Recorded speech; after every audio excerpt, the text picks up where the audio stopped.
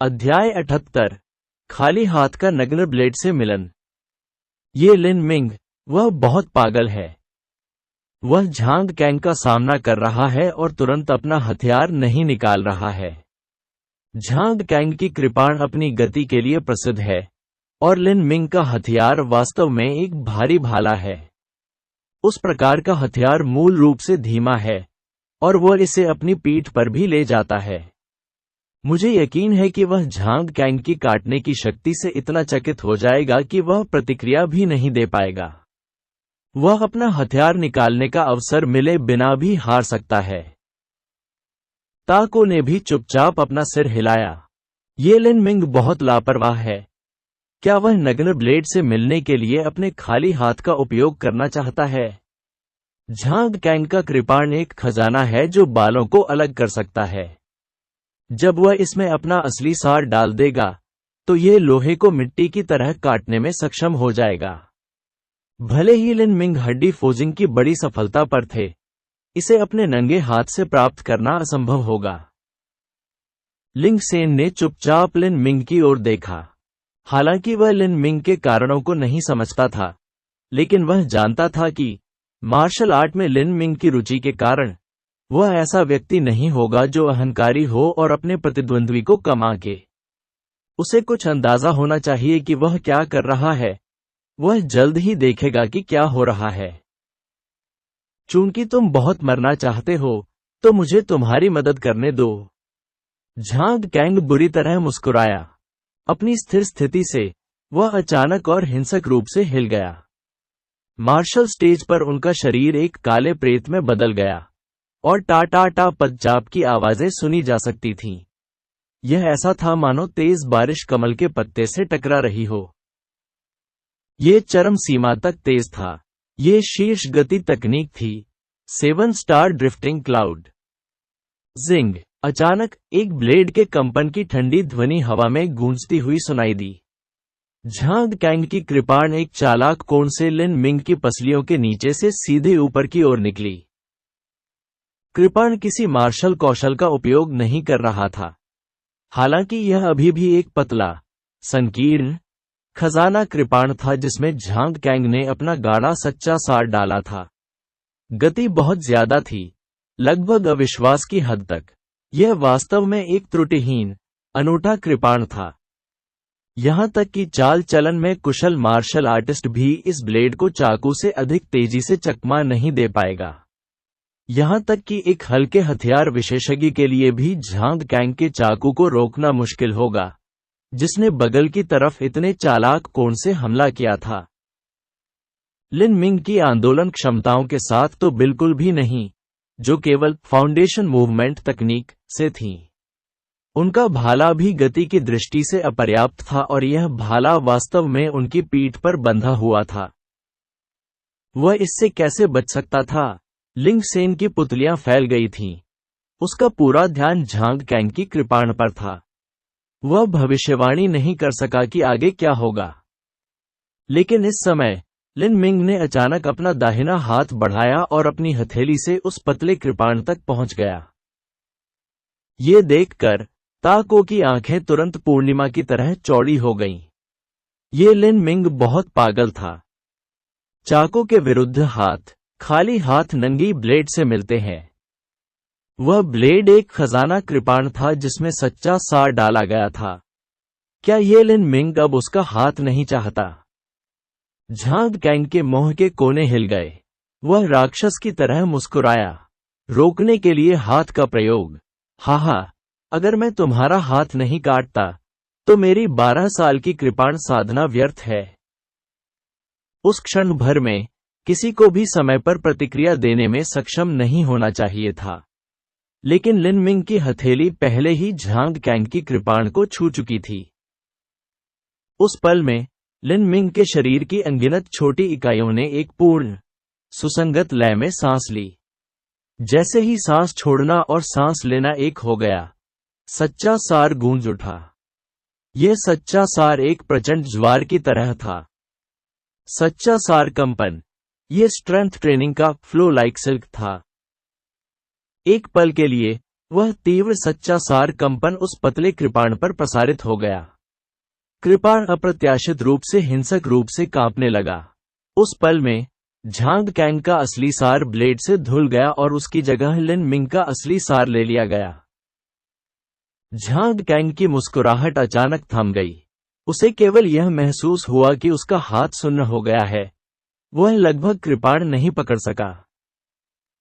क्या? घटनाओं का यह मोड़ बहुत अचानक था। इससे पहले कि वह समझ पाता कि क्या हो रहा है, लिन मिंग की मुट्ठी पहले ही टूट चुकी थी। मुक्का सीधे झांग कैंग की छाती पर लगा। हालांकि यह मुट्ठी साधारण लग रही थी, यह वास्तव में स्पंदनशील सच्चे सार से भरी थी और तथाकथित शरीर फाड़ने वाली हड्डी चकनाचूर करने वाली मुट्ठी थी। यदि इस मुट्ठी ने ठोस संपर्क बनाया तो अधिक से अधिक झांग कैंग के पास केवल आधा जीवन ही बचेगा। झांग कैंग कई वर्षों से सेना में थे। युद्ध के मैदान में हत्या और कत्लेआम में उसने जो लंबा समय बिताया था, उसने खतरे के प्रति एक स्वाभाविक अंतर्ज्ञान विकसित कर लिया था। लिन मिंग की मुट्ठी का सामना करते हुए झांग कैंग की वृत्ति ने उसे बताया कि यह मुट्ठी एक अकल्पनीय खतरा थी। उन्होंने तुरंत अपने पैर हिलाए और 7 स्टार ड्रिफ्टिंग क्लाउड की बड़ी सफलता का जमकर इस्तेमाल किया। झांग कैंग का शरीर अचानक और हिंसक रूप से पीछे हट गया और लिन मिंग की मुट्ठी के भीतर छिपे खतरे से बच गया। लेकिन हालांकि वह मौके से बचने में कामयाब हो गया था, झांग कैंग को मौके की हवा से खरोंच आ गई थी। उसके शरीर को छूने वाली हल्की सी हवा के साथ झांग कैंग को ऐसा महसूस हुआ जैसे उसका दिल उछल गया, उसके फेफड़े सिकुड़ गए और उसका पेट प्रभावित हुआ और कुछ अजीब आवृत्ति से हिल गया। इससे उसके शरीर में खून तेजी से बढ़ने लगा और वह खून थूकना चाहता था। ये क्या हो रहा है? झांग कैंग अपने शरीर में खून के उलटफेर के कारण डर गया था और वह जमीन पर लगभग लड़खड़ाने से पहले थोड़ा लड़खड़ाया। वह कुछ कदम पीछे हट गया और केवल अपनी कृपाण का उपयोग करके ही वह खड़ा हो सका। इस आदान प्रदान को देखकर दर्शक केवल मूर्खतापूर्ण तरीके से देखते रह गए। बस एक क्षण पहले उस क्षण भर में क्या हुआ था? लिन मिंग के खाली हाथ ने झांग कैंग की कृपाण को अवरुद्ध कर दिया था। तभी एक मुक्का मारा गया और केवल मौके की हवा से झांग कैंग को कुछ कदम पीछे हटना पड़ा और वह लगभग फर्श पर गिर पड़ा। अर्थ हॉल के पुराने शिष्य ने अवचेतन रूप से अपनी आंखें मलीं। उसे लगभग यही लगा कि वह अंधा हो रहा है। स्वर्ग, क्या मैंने इसे सही ढंग से देखा? क्या लिन मिंग सचमुच एक इंसान है? क्या उसके हाथ पैर लोहे के बने हैं? क्या वह अजेय है? एक खाली हाथ नग्न ब्लेड से कैसे मिल सकता है? झांग कैंग उस मौके से बच गया। कैसे उसे कई कदम पीछे जाने पर मजबूर होना पड़ा? ऐसा कैसे हो सकता है? लिन मिंग 1 महीने पहले रैंकिंग स्टोन पर केवल 126वें स्थान पर थे। इतने कम समय में वह इतना उग्र कैसे हो गया? कोई मजाक नहीं। जब उसने 7 प्रोफाउंड मार्शल हाउस में प्रवेश किया था तो वह वांग यानफेंग से ज्यादा मजबूत नहीं था, लेकिन कई दिनों बाद 10,000 किलिंग एरे रैंकिंग युद्ध में वांग यानफेंग केवल 170वीं रैंक पर पहुंच गया, लेकिन लिन मिंग 126वीं रैंक पर था। जैसे ही ये बातें फैलीं, वहां शांति के अलावा कुछ नहीं था। हर किसी को अपने दिलों में एक अप्रत्याशित ठंडक महसूस हुई। सुधार की यह गति अत्यंत भयावह थी। इससे पहले अर्थ हॉल के पुराने शिष्य ने फाउंडेशन स्पीयर तकनीक और फाउंडेशन मूवमेंट तकनीक का अध्ययन करने के लिए लिन मिंग को हेय दृष्टि से देखा था। एक क्षण पहले जो हुआ था उस पर अब भी उसे विश्वास करने की हिम्मत नहीं हो रही थी। वह मन ही मन बड़बड़ाता रहा, यह सही नहीं है, सही नहीं है, कुछ गड़बड़ है। वह जो विकसित करता है वह फाउंडेशन स्पीयर तकनीक है, यह असंभव है। बड़े भाई, क्या आपने अभी अभी उस मुट्ठी को स्पष्ट रूप से देखा है? ताको ने लिंग सेन से पूछा जो उसकी तरफ खड़ा था। उनके चेहरे पर एक प्रभावशाली भाव था। लिंग सेन ने अपनी भौहें सिकोड़ लीं। मैंने स्पष्ट रूप से नहीं देखा। लिन मिंग का हाथ जिसने उस कृपाण को छुआ, उसके अंदर कोई गहरा और गूढ़ रहस्य अवश्य होगा। लेकिन यह इतना अतिरंजित नहीं था। हथेली ने कृपाण के शरीर को छुआ लेकिन ब्लेड के किनारे को नहीं, इसलिए उसकी हथेली सुरक्षित थी। लेकिन ये लिन मिंग वास्तव में बहुत साहसी है। इतनी तेज कृपाण के साथ उसने फिर भी ऐसा करने का साहस किया। अगर कुछ गलत हो जाता तो उसे हाथ धोना पड़ता। ताको ने कहा, भले ही यह ब्लेड का सिर्फ सपाट हिस्सा हो, सिर्फ हथेली के साथ अगर वह इसे पकड़ने की कोशिश करता है तो ब्लेड का किनारा निश्चित रूप से हाथ को चोट पहुंचाएगा। यह उल्लेख करने की जरूरत नहीं है कि झांग कैंग के कृपाण में असली सार शामिल था। यह लोहे को मिट्टी की तरह काट सकता है। इस लिन मिंग ने ऐसा करने का साहस किया। उसे स्वयं पर पूर्ण विश्वास होना चाहिए। इसमें कोई आश्चर्य नहीं कि लिन मिंग ने कहा कि वह अपना भाला केवल तभी निकालेगा जब उसे जरूरत होगी। उसका बस यह मानना था कि झांग कैंग उसके भाले के योग्य नहीं था। जैसे ही ताकू ने यह कहा, उसे अपना दिल कांपता हुआ महसूस हुआ। जब वह पहली बार केवल 1 महीने के समय के साथ 7 प्रोफाउंड मार्शल हाउस में पहुंचे थे, तो ऐसा कोई रास्ता नहीं था कि वह उन शिष्यों को चुनौती दे सके जो रैंकिंग स्टोन पर 100 रैंक पर थे। लिन मिंग की हथेली वैसी ही थी जैसी लिंग सेन ने कहा था। उसने कृपाण की धार को नहीं छुआ। लिन मिंग के हमले हमेशा सटीक और सटीक रहे थे। ये केवल शक्ति प्रशिक्षण के रेशम की तरह प्रवाह के समर्थन और सच्चे सार के कंपन से सुरक्षा के साथ ही था कि लिन मिंग ने कृपाण को रोकने के लिए अपने हाथ का उपयोग करने का साहस किया था। अब तक झांग कैंग पहले ही लिन मिंग से कई दर्जन फीट दूर जा चुका था। उसकी आंखों में पहले से ही एक हल्का सा भय और घबराहट तैर रही थी। वह हथेली और मुट्ठी जिसे लिन मिंग ने एक क्षण पहले प्रदर्शित किया था, ने उसके दिल में एक अथाह गहरी भावना छोड़ दी थी।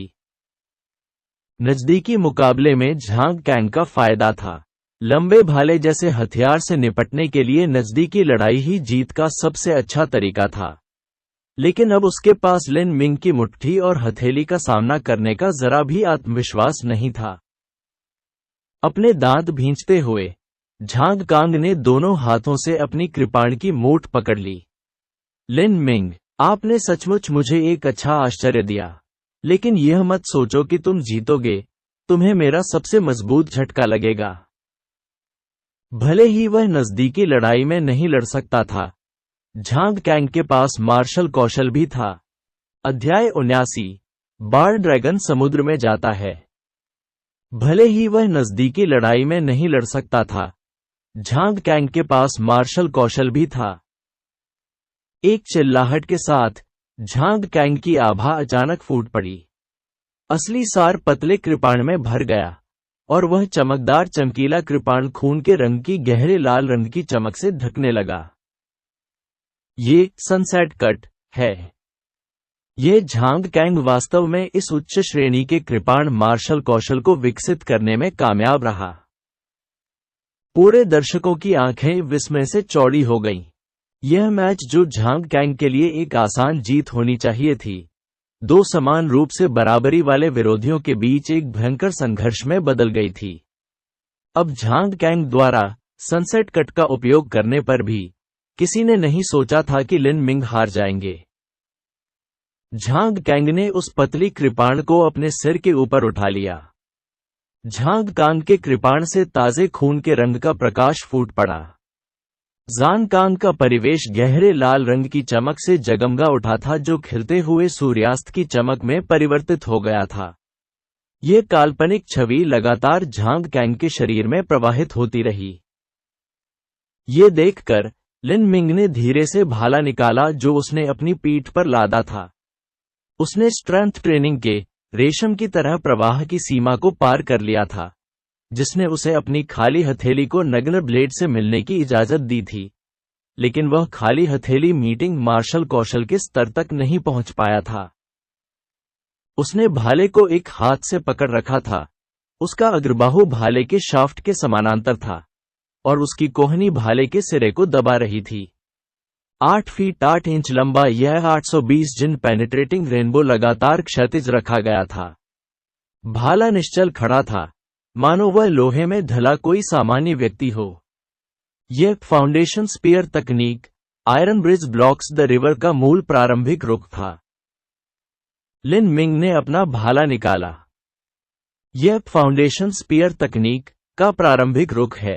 स्वर्ग, यह वास्तव में फाउंडेशन स्पीयर तकनीक है। ये लिन मिंग सनसेट कट का विरोध करने के लिए फाउंडेशन स्पीयर तकनीक का उपयोग करना चाहता है।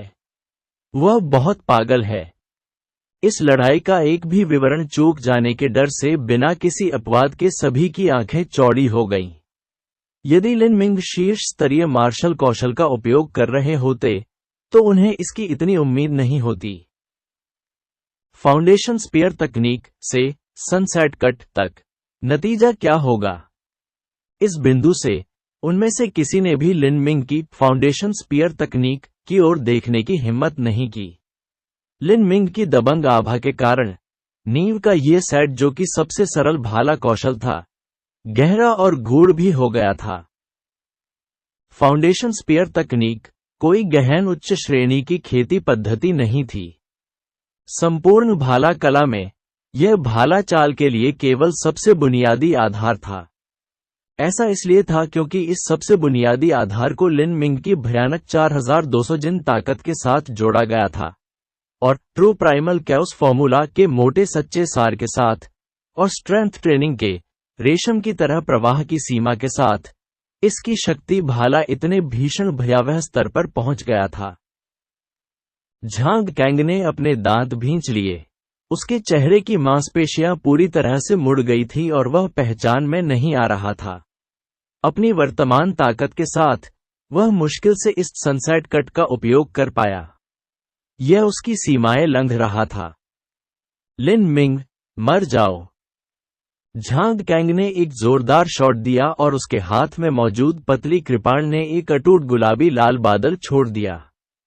उसके चारों ओर की हवा में गहरी लहरें गूंजने लगीं, मानो कोई भयंकर धारा आगे पीछे दौड़ रही हो। इस लाल कृपाण की हवा ने एक उभरते हुए लाल बादल का निर्माण किया जो ऐसा लग रहा था मानो यह आकाश को धुंधला कर देगा। ह्यूमन हॉल के आसपास के कुछ शिष्यों की खेती कमजोर थी और उनके चेहरे का रंग उड़ गया क्योंकि वे इस हड़ताल के दबाव का सामना नहीं कर सके। अधिक मजबूत ह्यूमन हॉल के ये शिष्य इस भावना से भर गए कि उनके पास इस हड़ताल का विरोध करने का कोई रास्ता नहीं है। यदि वे इस प्रहार के सामने खड़े हो जाते तो संभव था कि गुलाबी लाल बादल का दबाव और आभा ही उन्हें अभिभूत कर कुचल देती। अशांत लाल ऊर्जा अंतहीन उग्र समुद्र की तरह आगे की ओर बढ़ी। इसके विपरीत लिन मिंग का iron bridge blocks the river सरल और अपरिष्कृत था। इसमें अभद्रता का आधा बिंदु भी नहीं था। वह उतना ही मजबूत था। लोहे का पुल नदी को अवरुद्ध करता है। चूंकि आप मेरी फाउंडेशन स्पीयर तकनीक देखना चाहते हैं, यह अच्छा है। मैंने भाला कला की केवल एक चाल का अभ्यास किया है। Flood dragon goes to sea. Lin Ming चिल्लाया और अचानक पेनिट्रेटिंग रेनबो को बाहर फेंक दिया। यह तथाकथित बार ड्रैगन समुद्र में चला जाता है। वास्तव में बस एक सीधा सीधा धक्का था। लंबे भाले की कई शलियां थीं। ये काट सकता है, नृत्य कर सकता है, इंगित कर सकता है, घेरा बना सकता है, स्वीप कर सकता है और ऐसी कई अन्य गतिविधियां कर सकता है। लेकिन सबसे बुनियादी था जोर। जोर भाले की आत्मा था। एक 820 जिन भारी भाला एक ही झटके में एक पहाड़ को तोड़ने की क्षमता रखता था। 8 फुट का भाला सबको तोड़ना। बस एक साधारण सीधे धक्के के साथ लिन मिंग की आभा आसमान छू गई। अशांत पहाड़ी नदियां उसके चारों ओर प्रकट हुईं और सभी दिशाओं से एकत्रित हुईं। वे एक साथ पिघल गए और लिन मिंग के शरीर में प्रवाहित हो गए। लिन मिंग ने 1000 से भी कम बार इस फ्लड ड्रैगन गोज टू सी का अभ्यास किया था। हालांकि उसने ऐसा एक झरने के नीचे किया था। लिन मिंग ने दिन ब दिन अभ्यास किया जब तक कि वह उस चरण तक नहीं पहुंच गया जहां उसका भाला पूरी तरह से स्थिर था। झांग कैंग के सनसेट कट ने ऊपर के आसमान को धुंधला कर दिया, जैसे कि यह हवा में बहने वाली एक अशांत और शक्तिशाली धारा हो। लेकिन इससे कोई फर्क नहीं पड़ता कि धारा कितनी प्रचंड थी। यह एक जियांटियन मास्टर द्वारा स्थापित सरणी में बनाए गए झरने से मेल नहीं खा सकती थी। ये संभवतः लिन मिंग के भाले को कैसे हिला सकता है? आकाश में चारों ओर फैले लाल बादलों से लोहे की बर्फ के टुकड़े गिरने लगे। वे इस प्रकार पिघल रहे थे मानो वे लुप्त होते बादल हों। लिन मिंग के भाले में एक राजसी और असीम आभा थी, जो सभी को भेद रही थी। पतला कृपाण जीतने के लिए गति पर निर्भर था। इससे कोई फर्क नहीं पड़ता कि कैसे या कब। अगर उसने भाले से आमने सामने प्रतिस्पर्धा की, तो वह बिना किसी संदेह के हार जाएगा। टकराना। लाल बादल विलीन हो गए। झांग कैंग ने मुंह में खून थूका और पीछे की ओर उड़ गया। उसने जोर से जमीन पर प्रहार किया। यह नहीं देखा जा सका कि वह जीवित है या मृत। लिन मिंग ने अपना भाला वापस ले लिया। वह मंच के मध्य में खड़े थे। इस समय वह अपने भाले, भेदने वाले इंद्रधनुष की तरह, एक तेज और अटल आभा के साथ सीधा था। यह बहुत भयानक है। ये लिन मिंग वास्तव में जीत गया। Foundation spear technique. Foundation spear technique के पीछे इतनी ताकत है। लिन मिंग ने वास्तव में अभी फाउंडेशन स्पीयर तकनीक का उपयोग किया है। मैं भी इसे सीखना चाहता हूं। आप इसे सीखना चाहते हैं? क्या आपको सचमुच लगता है कि फाउंडेशन स्पीयर तकनीक वास्तव में इतनी भयंकर है? ऐसा सिर्फ इसलिए है क्योंकि लिन मिंग बहुत मजबूत है, इसलिए वह जो भी करेगा वह मजबूत होगा। उन्होंने अभी जो चाल इस्तेमाल की वह फाउंडेशन स्पीयर टेक्निक की फ्लड ड्रैगन गोज टू सी थी, लेकिन यह स्पष्ट रूप से एक सीधा जोर है। आप चाहें तो सेना में भर्ती हो सकते हैं। सैनिक हर दिन इसका अभ्यास करते हैं और मैंने कभी किसी सैनिक को इस तरह से इसका प्रयोग करते नहीं देखा। यह सीधा जोर बिल्कुल भी फैंसी नहीं है, लेकिन लिन मिंग के तहत यह सरल कदम सनसेट कट को तोड़ सकता है। कोई ऐसा व्यक्ति जिसने अभी विसरा प्रशिक्षण चरण में प्रवेश किया हो, उसके विरुद्ध जो अल्टाइंग मसल चरण में आधा कदम था, और लिन मिंग जीत गया। एक चरण आगे किसी को हराना कोई अजीब बात नहीं है, लेकिन डरावनी बात यह है कि उसने जिसे हराया वह झांग कांग है। झांग कैंग भी एक असाधारण प्रतिभा है जो एक चरण आगे रहने वालों को हरा सकती है। यदि झांग कैंग ने मार्शल हाउस छोड़ दिया, तो उसके लिए अल्टाइंग मसल चरण के चरम पर किसी को हराना असंभव नहीं होगा। क्या आपने देखा है कि जब लिन मिंग मंच पर आए थे तब से लेकर जीतने तक उन्होंने एक भी कदम नहीं बढ़ाया? ये ज्ञात नहीं था कि यह किसने कहा, लेकिन दर्शकों ने देखा कि लिन मिंग कहां खड़े थे। निश्चित रूप से लिन मिंग के मंच पर आने के बाद उन्होंने हथेली, मुट्ठी और भाले का इस्तेमाल किया था, लेकिन वह एक कदम भी आगे नहीं बढ़ा। इसे महसूस करते हुए स्वर्गीय निवास के शिष्यों को भी अपनी रीढ़ में ठंडक महसूस हुई। हालांकि लिन मिंग की रैंकिंग अभी बहुत दूर थी, देर सबेर वह स्वर्गीय निवास में प्रवेश करेगा। इस तरह के भावी प्रतिद्वंद्वी द्वारा पीछे से उनका पीछा करने से उन सभी को घबराहट और बेचैनी महसूस हुई। लियू मिंगजियांग ने लिन मिंग का सामना किया और एक सूखा घूंट लेते समय उन्हें अपना गला हिलता हुआ महसूस हुआ। वह पूरी तरह से डरा हुआ था, और उसकी एक सांत्वना ये थी कि इस सब की शुरुआत में झू यान ने झांग कैंग की तलाश की थी, न कि उसकी। अन्यथा जो जमीन पर निश्चल पड़ा होगा वह वही होगा। उन्होंने झांग कैंग की नब्ज टटोली और पाया कि वह जीवित है और उसकी जान को कोई खतरा नहीं है। हालांकि उनका पूरा शरीर गंभीर चोटों और कई हड्डियों के फ्रैक्चर से भरा हुआ था। भले ही उसे शीर्ष चिकित्सा उपचार मिला हो, किसी भी स्थायी क्षति का तो जिक्र ही नहीं, फिर भी वह आधे महीने से अधिक समय तक बिस्तर पर ही रहेगा। लिन मिंग हत्यारा नहीं था। 7 प्रोफाउंड मार्शल हाउस में जुए के मैच में विपरीत पक्ष को मारना सख्त वर्जित था। जहां तक टक्कर से भारी चोटों का सवाल है, कुछ संदेह था, लेकिन लियू मिंगजियांग ने जांच करने की हिम्मत नहीं की। घबराहट में उसने बेहोश झांग कैंग को अपनी पीठ पर उठाया और जाने के लिए तैयार हो गया। लेकिन इस समय लिन मिंग ने कहा, सच्चा सार पत्थर। उनमें से 20। अध्याय 80। अल्पविकसित मार्शल इरादा। प्रारंभ में जब लिन मिंग और झांग कैंग ने अपना जुआ मैच खेला था, तो झांग कैंग ने डींगे हाँकी थी और कहा था कि अगर वह हार गया तो उसे 20 असली सार पत्थर चुकाने होंगे। इस पर विचार करने पर इसने वास्तव में लियो मिंगजियांग का दिल रो दिया। झांग कैंग के पास 20 असली सार पत्थर नहीं थे। लियो मिंगजियांग इतनी बड़ी संख्या में सच्चे सार वाले पत्थर भी यहां नहीं लाए थे। उसने धीरे से झांग कांग को नीचे लिटाया और उसके कपड़ों को खंगाला और उन दोनों के पास जो कुछ था उसे इकट्ठा किया, लेकिन अभी भी 5 गायब थे। इसलिए उसने आसपास के लोगों से उधार लिया और अंततः 20 रुपये जुटाए। लिन मिंग को देने के बाद लियो मिंगजियांग ने झांग कांग को अपनी पीठ पर बिठाया और ऐसे चला गया जैसे वह भाग रहा हो। लिन मिंग जीत गए और शुरू से अंत तक जब उन्होंने इस भाले की चाल के लिए अपनी हथेली का इस्तेमाल किया, उन्होंने जमीन पर चलने के लिए केवल अपने बाएं पैर का इस्तेमाल किया। उसका दाहिना पैर नहीं हिला था। सचमुच ये iron bridge blocks the river की एक योग्य प्रतिष्ठा है। यह अटल है। ताको ने अपनी पीठ पर लंबे डंडे को महसूस किया और उसकी आंखों में लड़ने की भावना चमक उठी। हालांकि लिन मिंग अभी भी उनका मुकाबला करने में असमर्थ थे। शायद भविष्य में वह समय बहुत दूर नहीं था जब वह उनके बराबर खड़े हो सकते थे। लिंग सेन ने कहा, झांग गुआन्यू को इस मैच को देखने नहीं आने का अफसोस होगा। इस लड़ाई के बाद लिन मिंग मार्शल हाउस में स्काई फॉर्चून किंगडम में उच्च स्तरीय ध्यान अपनी ओर आकर्षित करेगा।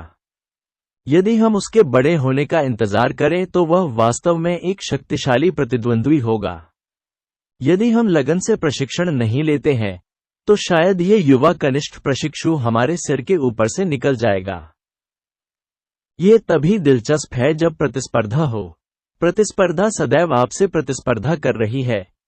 मुझमें आत्मविश्वास ही नहीं है, लेकिन ये लिन मिंग, वह मेरा मैच बनने के लिए बिल्कुल उपयुक्त होगा। ये सच है कि वह भविष्य में मेरा प्रतिद्वंद्वी बनेगा। बड़े भाई, मुझे यह अजीब लगता है, लिन मिंग इतनी जल्दी कैसे प्रगति कर सकती है। पिछले 10,000 किलिंग एरे मूल्यांकन में वह 126वें स्थान पर पहुंच गया, जो होना चाहिए था क्योंकि उसने क्रिम्सन गोल्ड ड्रैगन मेरो पिल और गोल्डन स्नेक स्कारलेट पिल खाई और उनकी प्रभावकारिता को पचा लिया। लेकिन इस बार उसकी ताकत इतनी नाटकीय रूप से कैसे बढ़ सकती है? लिंग सेन ने जवाब दिया, हर किसी के अच्छे या बुरे भाग्य का सामना स्पष्ट नहीं होता है। यदि मैं गलत अनुमान नहीं लगा रहा हूं, तो इस लिन मिंग को एक विशेष साधना अवस्था, मेरे आशुरा के समान एक मार्शल इरादे को समझना चाहिए था। इसके अलावा इस लिन मिंग का मार्शल आर्ट का दिल मेरे से भी ऊपर है। यह कोई असामान्य बात नहीं है अगर वह मेरे आशुरा जैसे सैन्य इरादे को समझने में कामयाब रहा हो। ताको का रंग बदल गया और उसने ठंडी हवा का झोंका छोड़ा। वह बिग ब्रदर के आशुरात से भी अधिक मजबूत है। लिंग सेन की प्रतिभा केवल चौथी कक्षा से कमतर थी। 7 प्रोफाउंड मार्शल हाउस में कई अन्य प्रतिभाएं मौजूद थी जिनकी मार्शल प्रतिभा उनसे आगे निकल गई, खासकर लिंग सेन की पीढ़ी में, जो वास्तव में एक आश्चर्यजनक प्रतिभा थी जो प्राकृतिक प्रतिभा से भरपूर थी। उदाहरण के लिए ताको था, जिसकी प्रतिभा 5वीं कक्षा से भी कम थी, या झांग गुआन्यू, जो सचमुच 5वीं कक्षा की प्रतिभा थी। हालांकि चाहे वह ताको हो या झांग गुआन्यू, उन्हें लिंग सेन ने मजबूती से दबा दिया था। लिन मिंग सहित अधिकांश लोगों ने मान लिया था कि लिंग सेन के साथ किसी प्रकार की आकस्मिक मुलाकात हुई थी, या उसने किसी प्रकार का कीमती कच्चा माल खाया था, लेकिन यह सच नहीं था। सच तो यह था, लिंग सेन ने आशुरा को समझ लिया था। आशुरा एक विशेष एवं अद्वितीय खेती वाला राज्य था। जब एक मार्शल कलाकार अभ्यास करता था, तो कभी कभी वे कुछ अद्भुत और अद्भुत स्थिति में प्रवेश करते थे, जिसे एक निश्चित प्रकार की आदर्श मार्शल स्थिति माना जा सकता था, जिनमें से सबसे प्रसिद्ध अचानक ज्ञानोदय था। इस राज्य का उल्लेख प्राचीन ग्रंथों में व्यापक रूप से मिलता है। किंवदंतियों में कहा गया है कि 3 सहस्राब्दी पहले एक बार एक महान बुजुर्ग थे जो बोधि वृक्ष के नीचे बैठे थे और 7 दिन और 7 रातों तक ध्यान किया था। जब वह जागा तो उसने मार्शल आर्ट की कई बेड़ियां तोड़ दी थी और मार्शल शून्य को भेदते हुए एक अमर बुद्ध बन गया था। हालांकि किंवदंतियां प्राचीन ग्रंथों में दर्ज थीं, लेकिन कोई नहीं जानता था कि वे सच थी या झूठ। लेकिन वास्तव में ऐसे मार्शल कलाकार थे जो वास्तव में साधना के कुछ राज्यों में प्रवेश करने में सक्षम थे। हालांकि इस राज्य में अचानक ज्ञानोदय जैसी अतिशयोक्तिपूर्ण कोई चीज नहीं थी, लेकिन यह एक मार्शल आर्टिस्ट की साधना गति को काफी बढ़ा सकती थी। जिन मार्शल कलाकारों ने इन राज्यों को समझा था, उनके पास अक्सर मार्शल आर्ट का दिल था जो बाकी सभी से अलग था। किसी व्यक्ति की मार्शल आर्ट की रुचि या उसकी आत्मा के किसी मायावी गुण के आधार पर साधना की इन अवस्थाओं की अलग अलग स्थितियां होंगी। इन स्थितियों को केवल विचारों के रूप में समझा जा सकता था, उन्हें व्यक्त नहीं किया जा सकता था।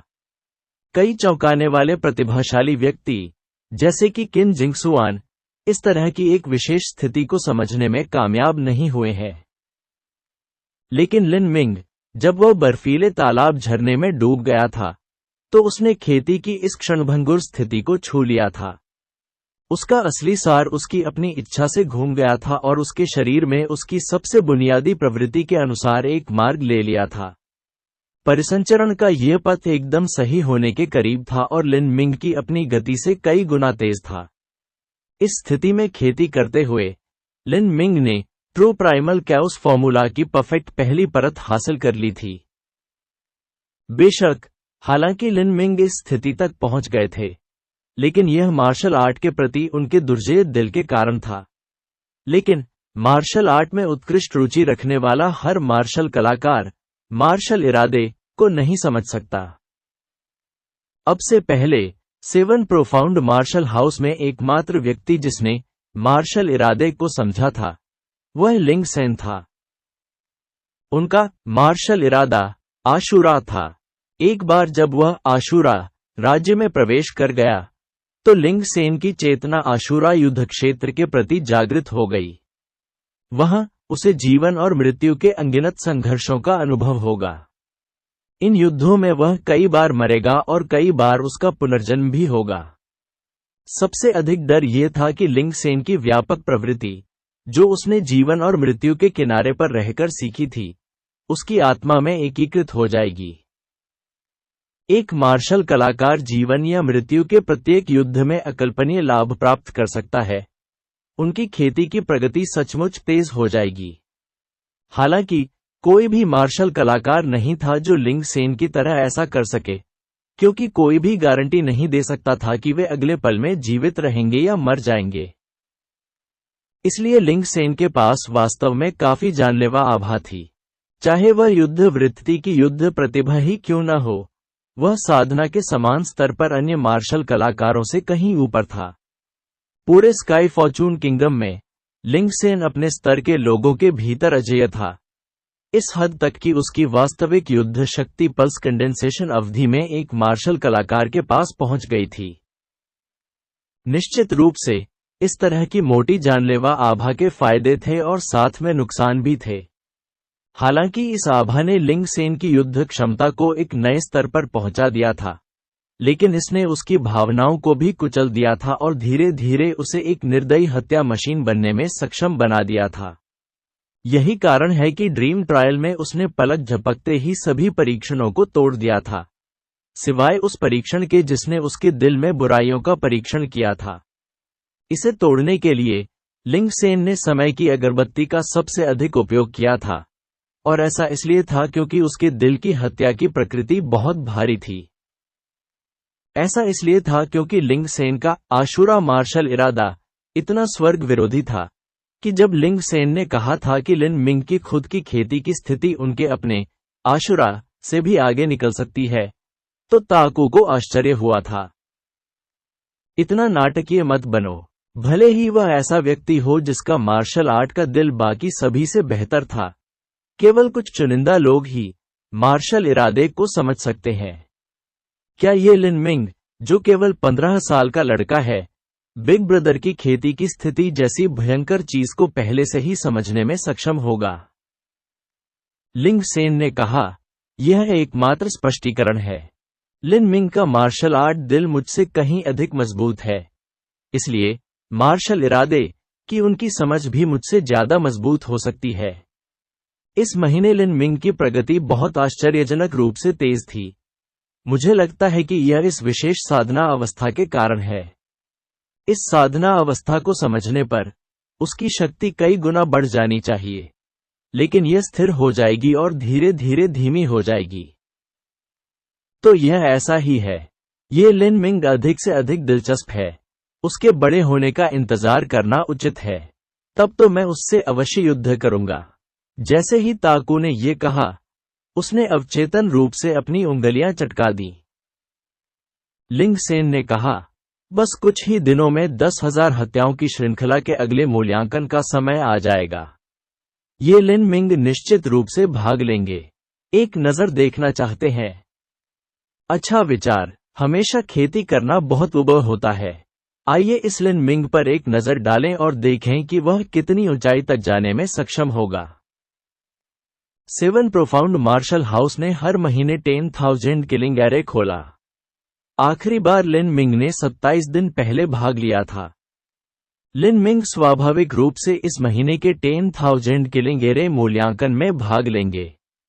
उच्च रैंकिंग का मतलब अधिक संसाधन है। सबसे पहले, बर्फीले तालाब झरने में बस कुछ समय बिताने से लिन मिंग को बहुत फायदा हुआ था। 6 अन्य प्रमुख सरणियों के साथ उनमें अभ्यास करने से उन्हें किस प्रकार के आश्चर्यजनक लाभ होंगे, लिन मिंग देखने के लिए उत्सुक थी। विशेष रूप से होंगशी ने एक बार सिफारिश की थी कि वह थंडर वैली में प्रवेश न करें, इसलिए वहां कुछ विशेष होना चाहिए। लिन मिंग को अभी तक पता नहीं था, लेकिन जिसने उन्हें ट्रू प्राइमल कैओस फॉर्मूला की परफेक्ट पहली परत को तोड़ने में मदद की थी, वह बिल्कुल खेती की अवस्था थी जिसे मार्शल इंटेंट के रूप में जाना जाता था, जिसके बारे में लिंग सेन ने कहा था कि वह अपने प्रारंभिक चरण में थी। स्काई फॉर्चून सिटी, एक शीर्ष श्रेणी के मंडप में। फर्स्ट टेस्ट पवेलियन एक रेस्तरां था जिसने ग्रेट क्लैरिटी पवेलियन के साथ शीर्ष भोजन प्रतिष्ठानों में से एक होने का सम्मान साझा किया था। इस समय दूसरी मंजिल पर एक सुंदर ढंग से सुसज्जित कमरे में झू यान दोपहर का भोजन कर रहा था, और उसके सामने बर्फ की सफेद पोशाक पहने हुए लैन यून्युए बैठी थी। लैन यून्यू ने चुपचाप खाना खाया। कमरे में सन्नाटे ने एक सख्त और अजीब माहौल पैदा कर दिया। झू यान ने बार ड्रैगन के मांस से बने सूप का एक घूंट लिया। उसने सोने के धागों वाला छोटा कटोरा मेज पर रखा और अपना मुंह पोंछने के लिए बर्फ का रेशमी रुमाल उठाया। उसने अचानक पूछा, क्या सोच रहे हो? कुछ नहीं, मैं किसी भी चीज के बारे में नहीं सोच रहा हूं। लैन यून्यू ने जल्दी से अपना सिर हिलाया। झू यान के सामने उसे ऐसा महसूस हुआ मानो उस पर कोई अदृश्य दबाव पड़ रहा हो। उन दोनों के बीच ऐसा नहीं लग रहा था कि वे प्रेमी प्रेमिका हैं, बल्कि एक सम्राट और उसकी रखैल है। सम्राट की उपस्थिति में एक उपपत्नी हमेशा सतर्क और डरी हुई रहती थी। लैन यान्यू को स्पष्ट रूप से पता था कि अगर झू यान उसे पसंद करती है, तो भी वह उसे छोड़ सकता है। अगर वह चाहता तो उसके दरवाजे पर कितनी भी महिलाएं दौड़ती हुई आती और वह उनमें से किसी एक को चुन सकता था। यह उनकी स्थिति में असमानता थी जो उनकी ताकत और स्थिति में अंतर के कारण आई थी। झू यान मुस्कुराया, और यद्यपि वह मिलनसार लग रहा था, वास्तव में उसकी आंखों में गहरी ठंडक छिपी हुई थी। वह जानता था कि लैन यून्युए क्या सोच रही थी। आज झांग कैंग और लिन मिंग के बीच जुए के मैच का दिन था। यह असंभव था कि लैन यून्यू को पता नहीं था। वह चिंतित थी कि लिन मिंग गंभीर रूप से घायल हो जाएगी, और वास्तव में झू यान ने वास्तव में देखा था कि नियमों के संदर्भ में झांग कैंग क्या कर सकता है। झांग कैंग लिन मिंग के शरीर पर एक दुर्बल करने वाला निशान छोड़ देगा। यह उनकी भविष्य की मार्शल आर्ट की खेती में बाधा डालने का सबसे अच्छा तरीका था। निःसंदेह ये तो केवल शुरुआत थी। वह एक समय में एक कदम लिन मिंग से निपटेगा। वह उसकी मार्शल आर्ट की खेती को नष्ट कर देगा और फिर उसे अपना शेष जीवन एक विकलांग व्यक्ति के रूप में बिताने देगा। जू यान अपने सामने चिड़िया के घोंसले के सूप में एक बर्फ सफेद चीनी मिट्टी के चम्मच के साथ खिलवाड़ कर रहा था, क्योंकि वह झांग कांग द्वारा कुछ अच्छी खबर देने का इंतजार कर रहा था। हालांकि उस समय ध्वनि संचारित करने वाला तावीज अभी तक नहीं जलाया गया था।